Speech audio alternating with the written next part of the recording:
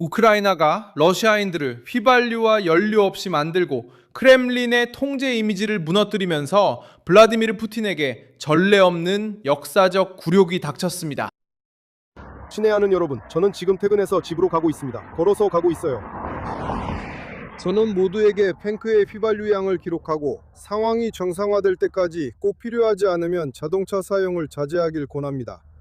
보세요, 저는 솔직하게 말씀드리고 있습니다. 저희에게는 일정량의 연료가 남아 있습니다. 우리가 이 연료를 다음 공급분이 도착할 때까지 아껴 쓰든지 아니면 2배 더 빨리 다 써버리든지 둘 중 하나입니다. 예를 들어 도시에서 일주일간 휘발유가 없다고 상상해 보세요. 일주일 내내 휘발유가 전혀 없는 상황입니다. 그때가 되면 우리가 상황의 심각성을 정말로 깨닫게 될 겁니다. 최근 몇 시간 동안 감시 보고에 따르면 러시아 중부의 보트킨스크 근처에서 연기가 목격되었습니다. 이는 우크라이나 국경에서 매우 먼 지역에서 순항미사일이 충돌하거나 격추된 결과일 수 있습니다. 의심이 가는 곳은 보트킨스크 기계 제작 공장으로 이 시설은 러시아군이 사용하는 미사일 생산과 관련되어 있습니다. 푸틴 고향 상트페테르부르크에서도 화재가 발생해 상황의 심각성이 드러납니다. incêndio político e militar. 발트해 지역의 석유 시설에 대한 새로운 공격도 이어지고 있습니다.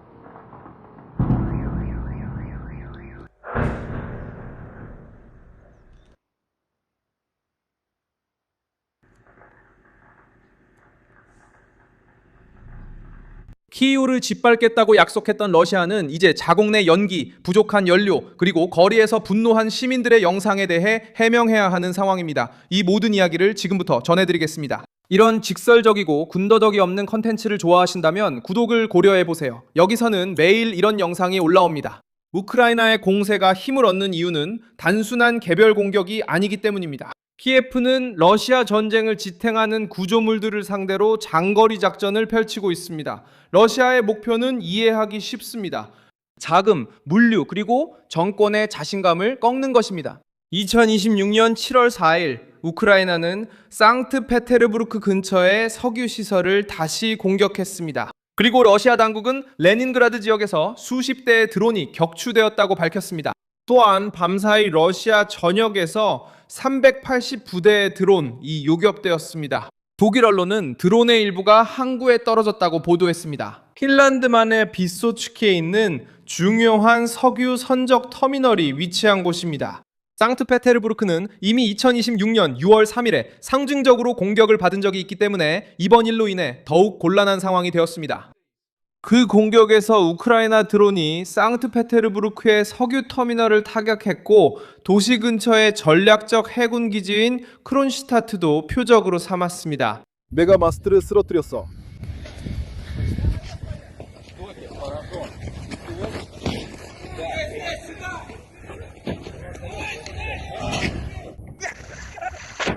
윤 기지야. 그리고 이제 무슨 일이 일어나?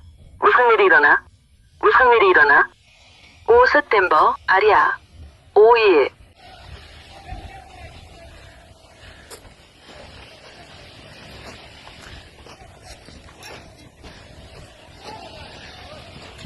이건 엉망이야.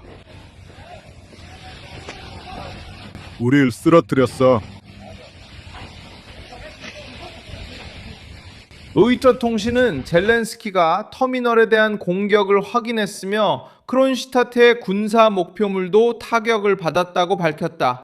AP통신은 푸틴이 태어난 도시의 항구 위로 연기 구름이 피어오르는 장면을 포착했다고 보도했습니다. 이는 러시아가 크렘린이 주최한 국제 경제 행사에서 힘을 과시하려던 바로 그때 일어난 일이었습니다.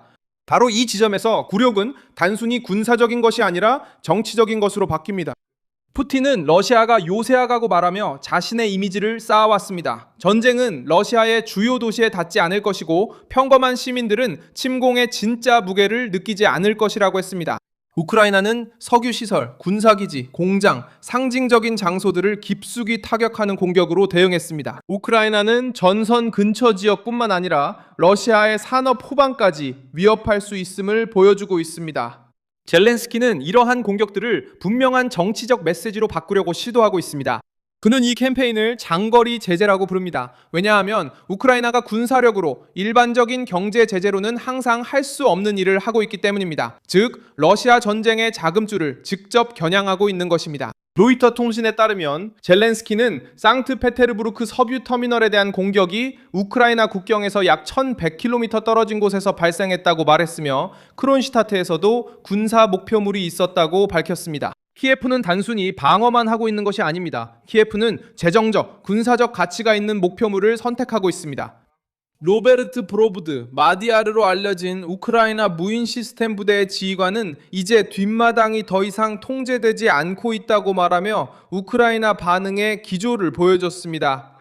이 말은 푸틴의 선전에 큰 타격을 주어 화제가 됐습니다. 푸틴은 늘 강한 지도자이자 전쟁의 흐름을 쥐고 러시아 영토를 지키는 이미지를 강조해왔기 때문입니다. 로이터는 브로브드를 우크라이나 드론 부대의 지휘관으로 묘사했으며 그가 지하 지휘소에서 작전을 지휘하고 있다고 보도했습니다. 우크라이나는 러시아의 전쟁 지속 능력을 압박하고 군사 인프라를 타격하며 물류를 차단하는 데 중점을 두고 있습니다.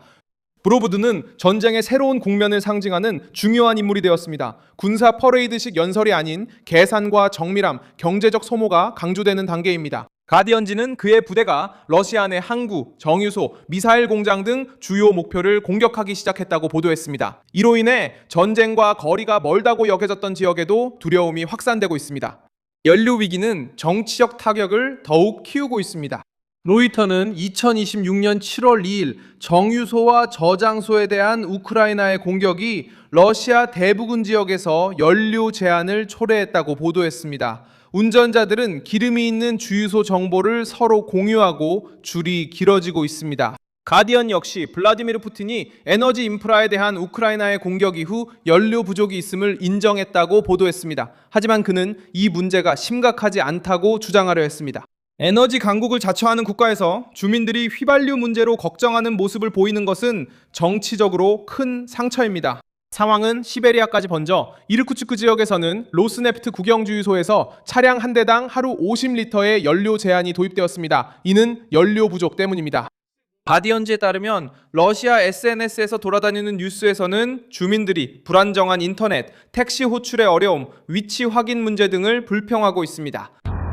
저는 그냥 오토바이도 하루 종일 하겠어요. 지금 여기 앉아있는데 시간이 진짜 계속 흘러가고 있어요.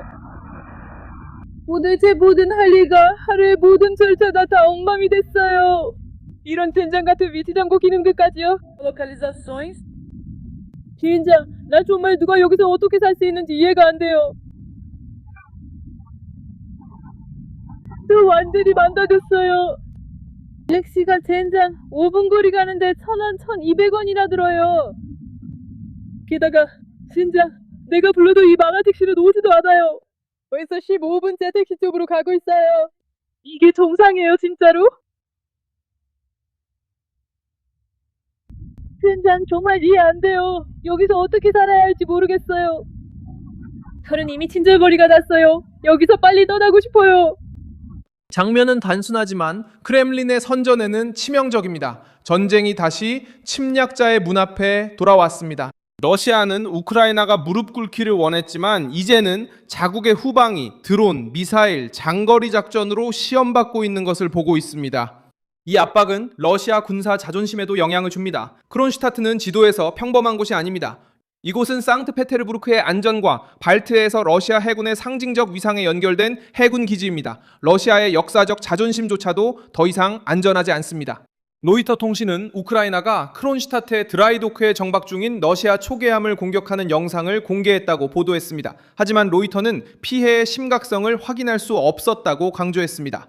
우크라이나의 장거리 공격이 진전되는 가운데 러시아 군수산업도 반복적으로 공격 대상이 되고 있습니다. 로이터 통신은 젤렌스키가 우파의 정유소를 공격했다고 발표한 사실을 보도했습니다. 그리고 전선에서 약 600km 떨어진 펜자에 있는 미사일 부품 시설도 공격 대상이 되었습니다. 같은 보도에서 우크라이나 국방부는 6월에 러시아 정유소 11곳을 타격했다고 밝혔습니다. 이것은 단순히 헤드라인을 만들기 위한 산발적인 행동이 아니라 일련의 압박이 이어지고 있음을 보여줍니다. 푸틴의 굴욕은 바로 이 누적된 결과에 있습니다. 우크라이나는 러시아가 공격할 때마다 러시아가 내부적으로 정치적 대가를 치를 것이라고 밝혔습니다. 그리고 항상 공포와 이미지, 영토를 통제하려 했던 크렘린은 이제 선전으로는 연기를 지을 수 없는 곳을 공격하는 적과 맞서야 합니다. 이 영상을 끝까지 시청해주셔서 정말 감사합니다. 화면에 표시되는 픽스키를 통해 저희 프로젝트를 후원하고 재정적으로 기여해주세요. 저희는 여러분께 진실을 전하는 데 집중하는 독립 채널입니다. 여러분의 후원이 저희가 계속해서 활동할 수 있도록 도와줍니다.